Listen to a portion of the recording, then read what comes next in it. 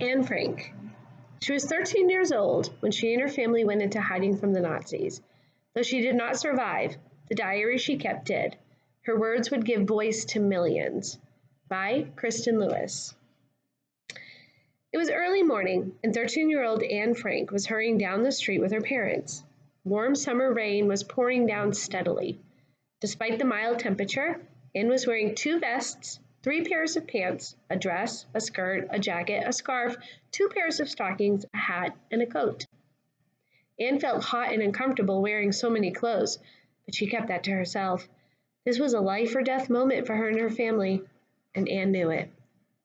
It was July 6, 1942, in Amsterdam, a city in the Netherlands.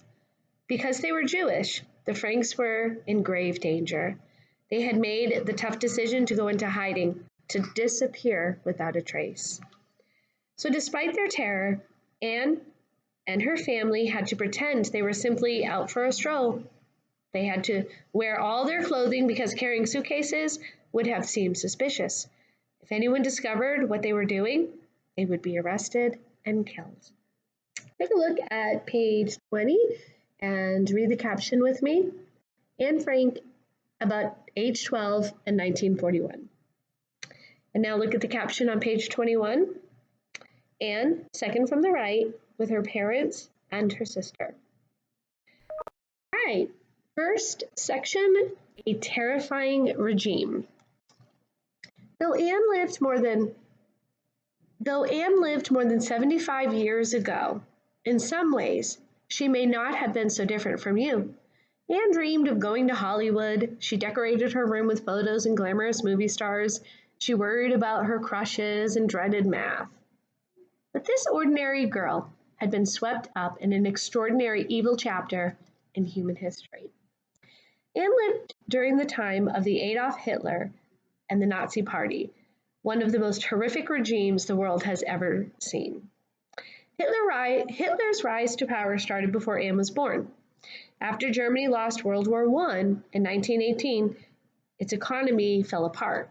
Jobs became scarce, anger and bitterness swept through the country. Top of page 22. Hitler, a rising German politician, offered a scapegoat: Jewish people. Hitler said the Jewish people were the blame for Germany's problems and that they did not deserve to live. Anti-Semitism, prejudice against Jewish people, had been ingrained in Europe cultures for centuries. Jewish customs and beliefs were often viewed with suspicion and contempt. Hitler fanned the flames of these age-old prejudices until they exploded into violent hatred. The Franks had lived peacefully in Germany for generations. With Hitler in power, however, life became dangerous. So in 1933, when Anne was 4, her father, Otto Frank, decided to move the family to Amsterdam. The beautiful Dutch city and winding streets and canals seemed like a good choice. The family had every reason to believe that they were safe there. For about 6 years, they were. Otto worked hard to make his business successful. He owned a company that made pectin, an ingredient in jelly. Anne and her older sister, Margit, made many friends at school. Hitler and his Nazis seemed like faraway monsters until May of 1940, when Nazi forces invaded the Netherlands. The invasion. After the invasion, life for Jewish people became a nightmare. The Nazis put laws in place to isolate Jewish people and strip them of their rights. Anne and Margit were expelled from their school. All Jewish people were banned from buses, trains, and cars. They couldn't go to the movies. They couldn't be outside past 8 p.m., and they had to wear yellow stars so the Nazis could easily identify them. The people started to vanish. Later, there would be whispers about concentration camps, horrific places where Nazis were holding Jewish people captive and forcing them to work, and of death camps where Nazis were systematically murdering Jewish people. Many refused to believe that even the Nazis could be so evil. But Anne's parents, especially Otto, had no doubt that staying in Amsterdam would mean certain death for the family. By 1942, Jewish people in Nazi-occupied countries were not allowed to travel. Even if travel had been permitted, safer countries like the United States and England were admitting only a very small number of Jewish people. What's more, Germany had seized control of so much of Europe that for hundreds of miles there was no place a Jewish person could go without the risk of being killed. The Franks were trapped. So Anne's father came up with another idea. They would hide. The main building of Otto's Pectin business contained offices and a warehouse. Behind it was a smaller building, an annex, that could be reached only from inside. It seemed the perfect place for the Franks to hide until the war was over. A small group of Otto's employees agreed to help, despite the risk. Assisting Jewish people was against the law and punishable by imprisonment or even execution. It was to this annex that the Franks dressed in their many layers of clothing and were fleeing that July morning of 1942.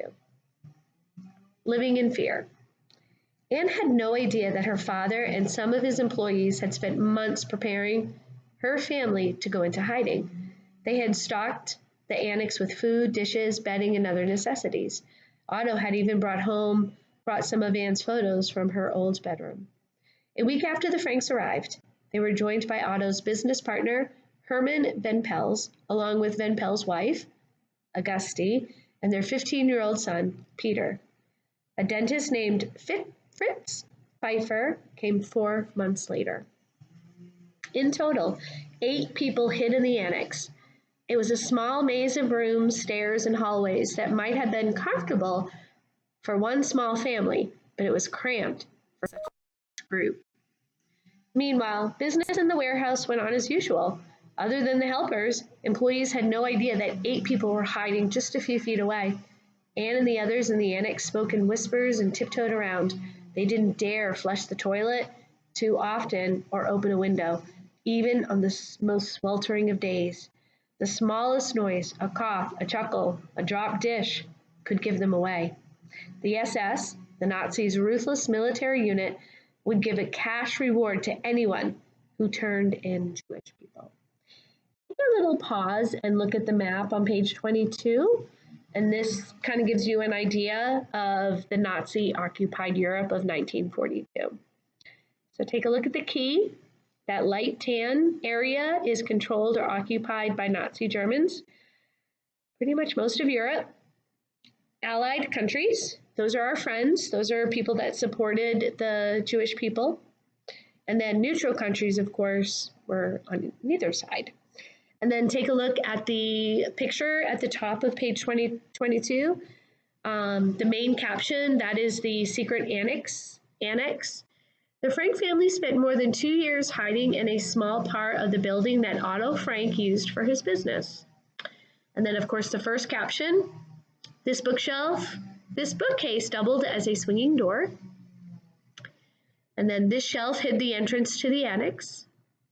And then the next picture, the attic in the annex was used to store supplies. Anne liked to come here to write and look out the window. And then the last picture, of course, is Anne's diary. Anne named her diary Kitty and wrote each entry as a letter. All right, bottom of page 23. Fragile hope. Living in such close quarters was a challenge, especially for the energetic Anne, who yearned to run outside and feel the sun on her face. Her own comfort was her diary, her most prized, top of page 24, possession. It was only in the pages of her diary that she could freely vent her feelings and frustration. I'm longing, so longing for everything, Anne wrote in one entry, to talk, for freedom, for friends, to be alone, and so I do so long to cry. And yet life went on. The residents of the annex fell into a routine. Every morning they had breakfast at 9. During the day, Margaret, Peter, and Anne did schoolwork. Lunch was served at 1:15. When the employees in the warehouse went home to eat, in the evening, Anne and the others ate dinner, gathered around the radio, eagerly listening to the daily news broadcast from Great Britain. When the helpers snuck into the annex with their food and other provisions, they brought grim news of the outside world. World War II is raging across Europe. Many of the Jewish families that the Franks knew had been taken away by the Nazis. People were starving. Bombs were falling mere blocks away, and could often hear rapid fire shooting on the street outside the annex. Yet, there was hope as well. The Allies, led by Britain and the United States and the Soviet Union, were fighting Hitler. The Soviet Union was a group of republics controlled by Russia from 1921 to 1991. The residents of the annex told each other it was only a matter of time before the Allies drove the Nazis out of the Netherlands before they could leave the annex and be free.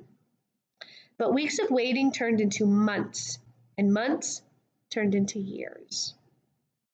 My courage is reborn. Anne would live in the annex for more than 2 years. During that time, she recorded in sharp and frequently funny details everything that went on. The modest dinners cobbled together from rotting potatoes, her fights with Auguste Van Pels, the challenge of finding enough privacy to take a sponge bath. The annex did not have a bathtub. In her beautiful looping cursive, Anne wrote that she wanted her life to have meaning. She vowed to become a famous writer, with her first book to be based on her now overflowing diary.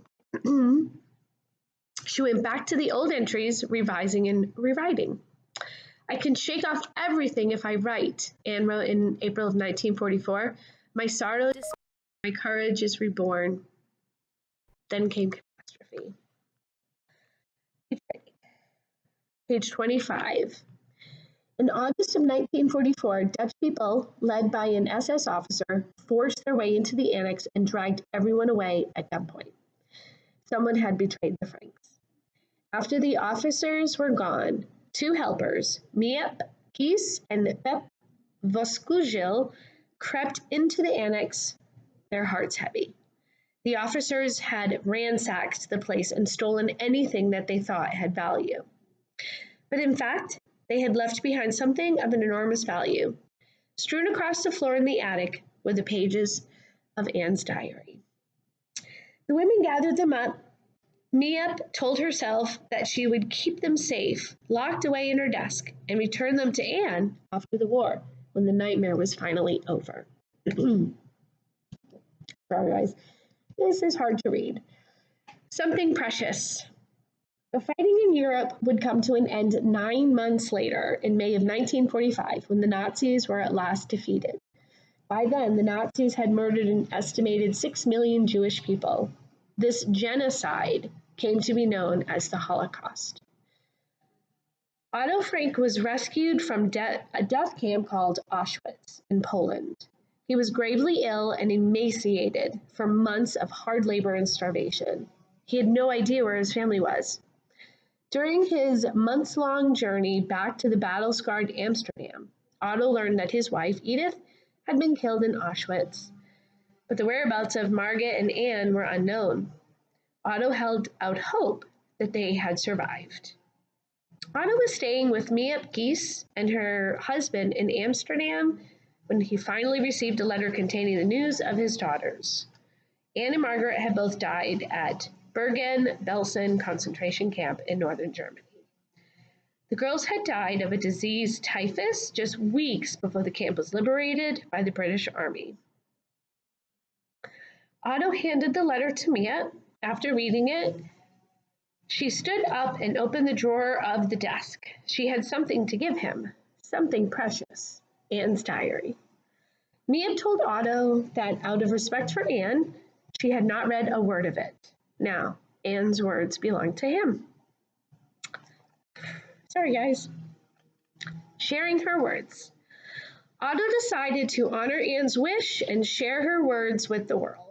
First published in 1947, The Diary of a Young Girl has since been translated into some 70 languages. It is one of the most read books in the world.